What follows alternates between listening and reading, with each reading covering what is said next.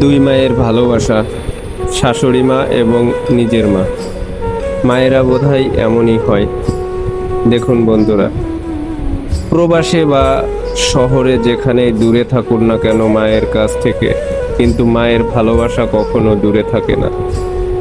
মা এমন একটা বস্তু, যে মনে করেন একটা জিনিস খাইতে গেলেও তার গলা দিয়ে নামবে না, সে তার পোলাপানের জন্য রেখে দিবে। শহরে থাকি কিন্তু মা প্রত্যেকটা জিনিস গুছিয়ে রাখে তার সন্তানের জন্য।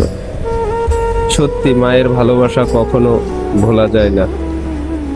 মা যতদিন বেঁচে আছে ততদিন এই ভালোবাসা পৌঁছে যাবে আপনার কাছে, আপনি যে প্রান্তেই থাকুন না কেন। মা যখন ফুরিয়ে যাবে, এই ভালোবাসাগুলো আর পাবেন না। যার মা আছে সেই এই ভালোবাসার মর্ম বোঝে। প্রত্যেকটা বস্তুতে মায়ের স্পর্শ এবং ভালোবাসা লেগে আছে। আসলে মায়েরা বুঝি এমনই হয়। যতই ভাববেন মাকে নিয়ে ততই বিস্মিত হবেন। মায়ের ভালোবাসা কখনোই শেষ হবার নয়।